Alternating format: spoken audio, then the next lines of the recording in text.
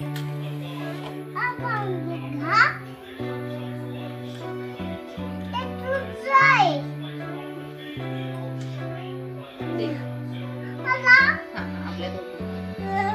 बसल बरं तर तुझ्या हातात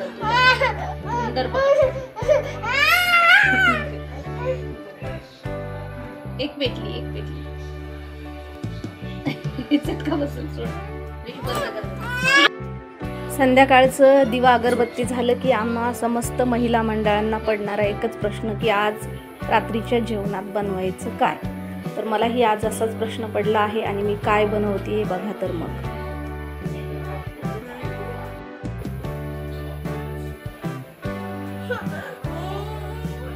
श्री स्वामी समर्थ, श्री स्वामी समर्थ. नमस्कार सर्वांना, कसे आहे सर्वजण. स्वागत आहे सर्वांचं एका नवीन दिवसाच्या नवीन व्हिडिओमध्ये. तर आज शनिवार आहे, उद्या सुट्टी आहे आणि असं काहीतरी छान खावंसं वाटतं. आज भरपूर वेळ पण आहे आणि आता ट्युशनची बॅच पण सुटली. म्हटलं चला आज थोडासा जास्त वेळ लागला तरी चालेल, काहीतरी बनवूया. फ्रीज उघडून बघितलं तर त्यात फक्त वांगे निघालेत आणि ते पण थोडेसे सुकलेलेच आहेत.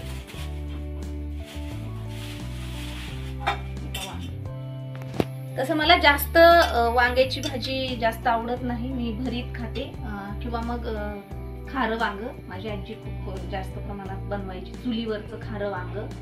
तर म्हटलं चला आपण पण ट्राय करून बघूयात आज. तर मी आज बनवणार आहे खारं वांग, मराठवाडा स्पेशल खारं वांग. तर त्याची पूर्ण रेसिपी तुम्ही नक्की बघा आणि कसं वाटलं कसं नाही, टेस्ट कशी होतीये हे मी व्हिडिओच्या शेवटी सांगते आणि तुम्ही ते बघा आणि प्लीज बघा मी कशा प्रकारे खारं वांग बनवते. तर आणि तुम्ही घरी नक्की ट्राय करा. चला तर मग सुरुवात करूयात आपल्या रेसिपीला. सर्वात अगोदर वांगे स्वच्छ धुवून घ्यायचे आहेत. गावरान वांगे म्हणूयात आपण याला. वांगे स्वच्छ धुवून घ्यायचे आहेत. त्यानंतर वांगे काय करायचे, कापून घ्यायचे असतील. काटे वगैरे असतात ना, ते काटे वगैरे कापून घ्यायचे असतात. आणि वांगे कापताना थोडीशी काळजी घ्यायची आहे. बऱ्याच वेळा काय होतं, वांगे वरतून छान दिसतात, आतमधून किडलेले असतात, अळी वगैरे असते आतमधून. तर वांगे कापताना थोडीशी काळजी घ्यायची. बघा अशा प्रकारे वांग्याच्या 4 भाग करून घ्यायचं आहे. त्यामध्ये आपल्याला वाटण भरायचं आहे, मसाला भरायचा आहे. त्यासाठी इथे माझ्याकडे 5-6 वांगे होते, त्यातलंही एक वांग खराब निघालं. आणि ही वांगे कापून घेतल्यानंतर काय करायचं आहे, जोपर्यंत आपण इकडे मसाला भाजून घेणार आहोत तोपर्यंत काय करायचं आहे, पाण्यात भिजत ठेवायचे आहेत, नाहीतर मग वांगे काळे पडतात. इकडे मी एका साईडला पीठ भिजवून ठेवलेलं आहे चपात्यांसाठी.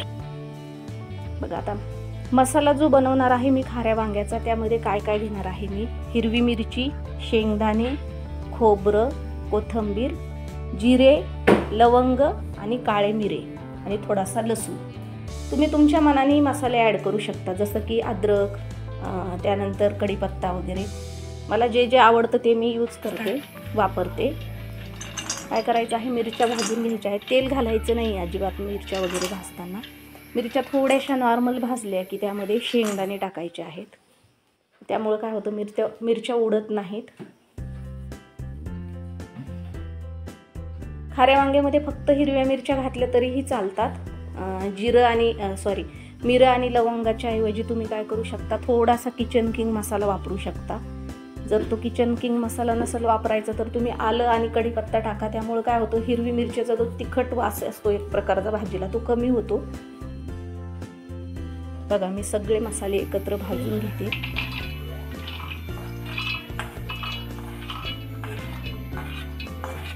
तुम्ही किती प्रमाणात तिखट खाता किती नाही त्या प्रमाणात काय करायचं आहे, हिरवी मिरची घालायची आहे.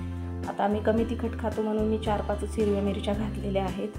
लसूण, खोबरं भाजून घ्यायचं नाहीये, कच्चं खोबरंच टाकायचं आहे वाटणामध्ये. आणि कोथिंबीर, होईल तेवढी जास्त कोथिंबीर वापरा म्हणजे भाजीचा हिरवा रंग होईल. मिश्रण काय करायचं, थोडंसं पाणी घालून अगदी बारीक वाटून घ्यायचे. जर तुमच्याकडे पाटा असेल तर तुम्ही पाट्यावर वाटा, अगदी छान. चूल असेल तर ही भाजी चुलीवर करा. आमच्याकडे नाही आहे, आम्ही गॅसवरच करतो. बघा हे मसाला असा बारीक छान वाटून घेतलेला आहे. जास्त पाणी घालायचं नाही, अगदी कमी पाणी घालायचे. आणि हा मसाला अशा प्रकारे वांग्यामध्ये काय करायचा आहे, भरून घ्यायचा आहे. व्यवस्थित भरायचे, दाबून दाबून भरायचे सारण. कारण की काय होतं, जेव्हा आपण फोडणीत टाकतो तेव्हा बऱ्यापैकी मसाला काय होतो, निघून जातो, मग वांग्यात काहीच राहत नाही. हे अशा प्रकारे मी वांगे भरून घेतलेले आहेत. मीठ काय केले, जेव्हा मी मसाला वाटत होते तेव्हाच मी मीठ टाकलेलं आहे त्या मसाल्यामध्ये. कढईमध्ये मस्तपैकी तेल टाकून तेल गरम होऊ द्यायचं आहे. त्यामध्ये फोडणीसाठी जिरे टाकायचे आहेत. मी मोहरी घालणार नाही. तुम्ही तेजपत्ता किंवा कढीपत्ता टाकू शकता. जर तुमच्याकडे कच्चं टोमॅटो असेल, हिरवं टोमॅटो, तर तुम्ही तेही घालू शकता, त्यामुळे पण टेस्ट खूप छान होते. आता माझ्याकडे नाही आहे म्हणून मी फक्त जिरे घातलेत, कढीपत्ता पण नाही आहे. जिरे घातले आणि त्यानंतर जे भरलेले वांगे होते ते सगळे वांगे त्या तेलामध्ये तळून घ्यायचे. आता हे 5 मिनिटं काय करायचं आहे, हे वांगे तेलामध्ये फ्राय होऊ द्यायचे. हळद ऑप्शनल आहे. जर तुम्हाला टाकायची असेल तर तुम्ही टाकू शकता, नसेल टाकायची तर टाकायची नाही. मी अगदी चिमूटभर टाकलेली आहे. काय होतं, मग जास्त हळद टाकली की हळदीमुळे त्या भाजीचा रंग पिवळा होतो. अशा प्रकारे 5 मिनिटं काय करायचे, वांगे मस्तपैकी फ्राय होऊ द्यायचे आहे.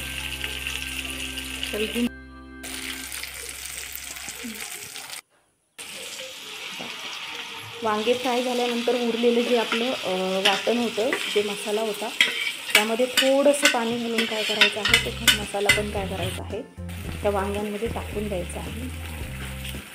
लगेच पाणी कुठल्याही भाजीत घालत जाऊ नका. मीही तसंच करते. आधी थोडा वेळ काय होते, ती भाजी वाफाळू देते किंवा तेलामध्ये तळू देते आणि मग नंतरच पाणी घालते. लगेच पाणी घातल्यामुळं काय होतंय, भाजीला जी तरी वगैरे आपण म्हणतो ना, जी तेल वगैरे म्हणतो ना, ते सुटत नाही. भाजी अशी पांढरट पांढरट होते. तो मसाला, वांगे वगैरे सगळे टाकल्यानंतर त्यावर काय करायचं आहे, झाकण ठेवायचं आहे. थोडं 5 मिनिटं कमी गॅसवर वाफेवर होऊ द्यायचे आहेत. हे वांगे उकडू द्यायचे आहेत. इकडे पहा, एका साईडला मी चपात्यांची तयारी केलेली आहे आणि एका साईडला वांगे मस्तपैकी शिजत आहेत. हे पहा, साईडने कडेकडेने तेल सुटते त्या भाजीला. आता बऱ्यापैकी वांगे वाफळून निघाल्यानंतर काय करायचे, जर तुम्ही चपाती सोबत भाजी लावून लावून खाणार असाल तर तुम्ही थोडंसंच पाणी घाला.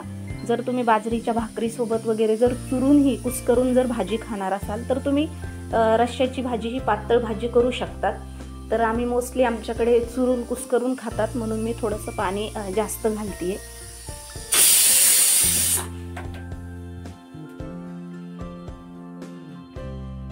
आणि थोडंसं 5 मिनिटं फुल गॅस करू द्यायचा आहे, भाजीला उकळी येऊपर्यंत. इकडं माझी चपात्याची तयारी चालू आहे. चपात्या शेकून घेते म्हटलं. ही भाजी बाजरीच्या किंवा ज्वारीच्या भाकरीसोबत खायला खूप छान लागते. पण आता बाजरीचं आणि ज्वारीचं दोन्ही पीठ नाहीये म्हणून म्हटलं चपात्यासोबतच खाऊन घेऊया.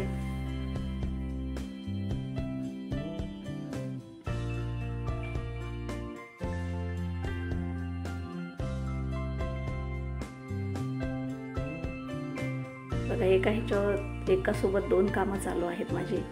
एका साईडला चपात्या, एका साईडला भाजी. बघा, आता ही भाजी थोडीशी उकळलेली आहे, म्हणजे भाजीला उकळी आली आहे. आणि आता काय करायचं आहे, गॅस कमी करायचा आहे.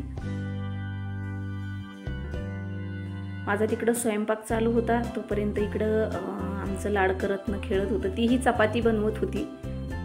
उंडा घेतलेला होता आणि तिच्या खेळण्यावर लावून ते उंड्याची चपाती बनवत होती ती. बघा, माझ्या चपात्या, भात झालेला आहे आणि इकडं भाजी पण बऱ्यापैकी शिजलेली आहे. हे बघा, तेल कसं सुटलं साईडने, तरी आली तरी.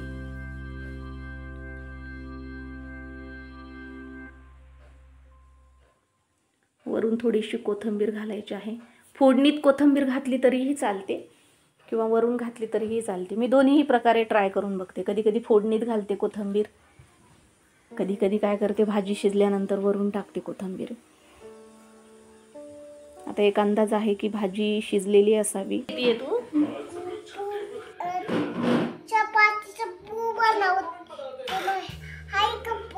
भूक नाही लागली? कुणासाठी बनवती? कसा केलाय तो उंडा? आता जेवण करते ना मम्मा सोबत? का बरं नाही? काय खाणार आहेस? हे ती झालाय उंडा. बघा ही भाजी आता बऱ्यापैकी शिजलेली आहे, वांग शिजलेलं आहे आणि भाजीला छानपैकी तरीही आलेली आहे. बघा मस्त हिरवा रंग, तरीदार छान अशी हे खारं वांग तयार झालेलं आहे. आणि आता जेवणाची तयारी भूक लागलेली आहे. हे बघा मस्त रंग आलाय भाजीला. फरसाण, भात, कांदा, चपाती सगळ्यांसोबत मी आता मस्तपैकी भाजीचा आनंद घेणार आहे, खाऱ्या वांग्याचा आनंद घेणार आहे.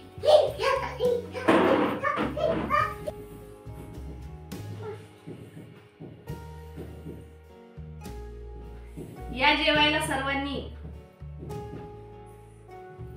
तर आता हे जे खारं वांग आहे हे मी खाऊन बघत आहे कसं झालंय, कशी झाली टेस्ट. तुला खायचं?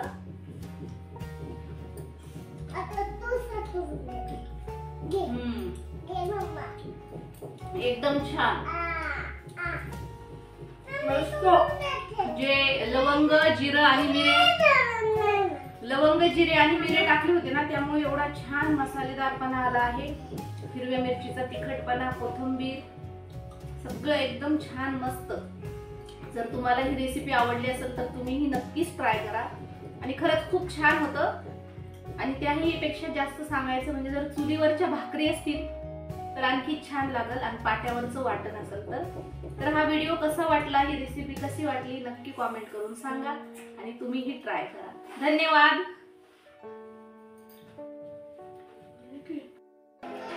पूरी फिल्म का नाम है रमेश गोपी नायर उर्फ लॉर्ड